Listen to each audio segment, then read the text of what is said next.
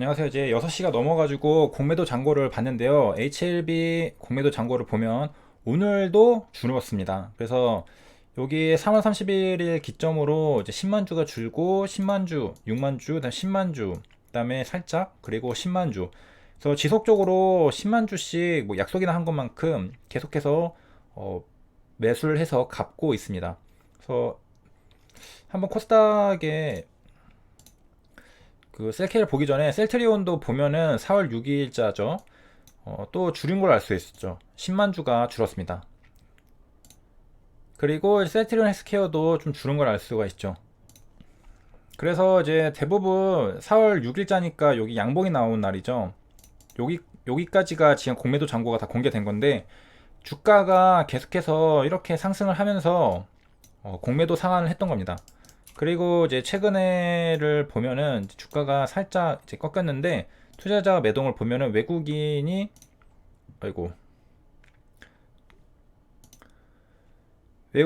이제 4월 6일자까지 매수를 이제 많이 했지만 그 다음에는 이제 조금 없는 걸 알 수 있죠. 그래서 주가도 마찬가지로 그렇게 뭐 양봉이 나오면서 상승을 하지 않고 조금씩 하락을 했습니다.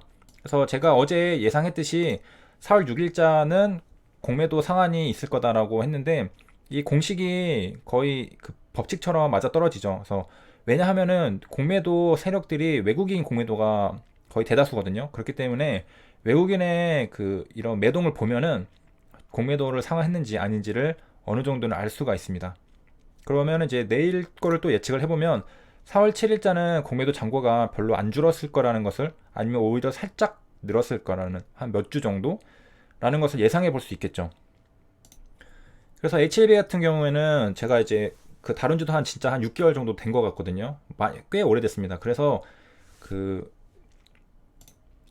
그 웬만한 간단한 이제 꿀팁 같은 것들은 그 많이 알고 있어요. 그래서 그것 중에 하나가 이건데 다른 종목은 모르겠습니다. 셀트리온 뭐 헬스케어나 그런 거는 이게 안 맞더라고요. 근데 HLB는 그동안 관찰해온 결과를 토대로 봤을 때 이게 상당히 많이 맞아떨어지기 때문에 기다릴 필요 없이 오늘 공매도 상한했는지 안 했는지는 이 투자자 매동을 보면은 어느 정도 유추를 해볼 수가 있습니다.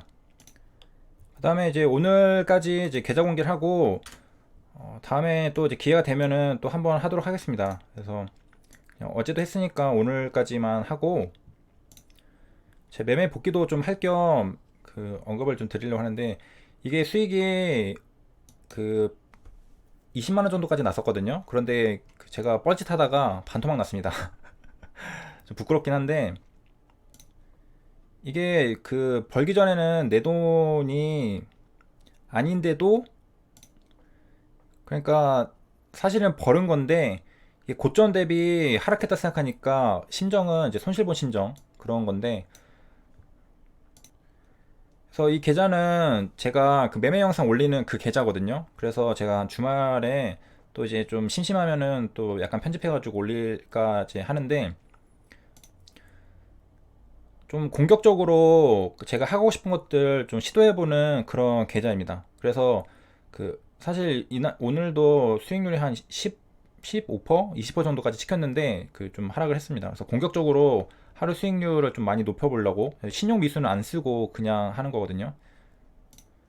그래서 연습용입니다. 그래서 제가 그 주력을 하는 매매는 또 따로 있고 이거는 이제 스캘핑이랑 그 여러 가지 뭐 상따도 좀 하고 이것저것 많이 시도를 해보고 있는데요. 그래서 HAB를 통해서는 이제 장기 투자에 그 공부를 좀 하고 그 다음에 이런 계좌를 통해서는 이제 초단기 매매, 이제 스캘핑을 좀 공부하고 그 다음에 이제 제 본 그 주력 매매는 이제 데이 트레이딩. 그래서 원래 하나에만 집중해야 되는데 제가 하나에만 좀 그 계속하면 좀 질려하는 스타일이라서 이것저것 주식 관련된 거는 다 잘하고 싶어서 이렇게 도전을 해보고 있습니다. 그래서 그 SMAX 상따했어요 어제. 자, 아무튼 저게 중요한 게 아니라 그 진짜 중요한 거는 이제 부동산 쪽을 제가 공부를 하고 있다고 했잖아요. 그리고 좀 HLB 주주님들에겐 좀 죄송하다는 생각이 좀 드는 게 제가 다른 데 정신이 좀 팔려가지고 지금 경제 상황에 대해서 분석을 계속 하고 있거든요. 그런데 확실한 거는 제 영상들을 다 보시면은 어떤 이제 결론에 이제 도달을 하실 수 있을 거라고 생각을 하고요. 저도 이제 공부를 해가는 중이고 그 나름대로 이제 어떤 결론이 이제 살짝 나오기는 했습니다. 근데 이제 확신할 수 없기 때문에 데이터들을 계속 모아가는 중이고요.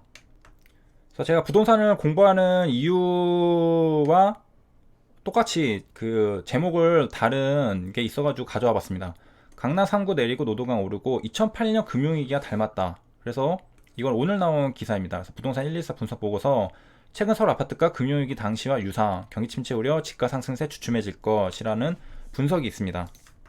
저는 이제 2008년 이때 사실 뭐 경험도 뭐 없고 그래도 이제 주식 경력은 이제 조금 된다고 생각을 하지만 깊게 이제 이 시기에 무슨 일이 있었는지는 공부를 하지는 못했습니다. 그래서 저와 비슷한 분들에게는 이런 기사가 정말로 도움이 되는 기사죠. 그래서 이제 왜 비슷하냐라고 했을 때 이제 8일에 오늘 나온 보고서입니다. 요게 강남 3구 오름폭이 크게 둔화된 반면 노원 강북 이런 데 있잖아요. 노도강 여기는 이제 상대적으로 상승폭이 컸다. 그래서 글로벌 금융위기 발생 2008년에 강남 3구는 하락하고 노도강은 상승하는 게 좀 닮았다라고 밝히고 있는데요. 이거 바로 전에 올린 영상에 보면은 7억 정도 더 떨궈가지고 매매가 된 그 아파트가 있죠. 34억인데 26억인가 거기에 팔았습니다. 엄청 비싼 아파트였고 강남 쪽에 있는 아파트였습니다. 그래서 2008년 금융위기는 현재를 보면은 외부 쇼크에 따른 실물 경기 침체라는 공통점이 있다고 합니다. 그래서 2008년에는 강남 3구 아파트값이 크게 떨어졌고 노도강 등 서울 외곽 지역은 리먼 사태 발생 직전까지 상승했다고 합니다. 그러면은 리먼 사태 발생 직전까지니까 이거가 터지고 나서는 하락했다는 거죠. 여기도. 그러니까 여기는 원래 떨어지고 있었고 여기는 오르고 있다가 이거 터지니까 떨어졌다는 거겠죠. 아니면은 뭐 그대로 갔던가. 그래서 여기 표로 해놨는데요. 2007년 말 대비 2008년 8월 기준입니다. 8월 말 기준. 그러니까 1년짜리죠. 그래서 노원구, 도봉 이런 데가 다 이렇게 상승을 했어요. 그리고 강남 쪽은 다 이렇게 떨어지고 이게 좀 비슷하다는 거죠. 그래서 이제 떨어진 이유는 뭐냐? 그래서 보유세 부담 그리고 이거는 이전 영상에서 다뤘고 대출 규제 그리고 경기 침체 우려 이런 것들로 하락 전환했다라고 합니다. 이제 그러는 반면 이제 청약시장의 역대 최고 경쟁률인 곳도 있습니다. 뭐 건단 신도시 이런 데는 뭐 13,000명 몰렸다고 하네요.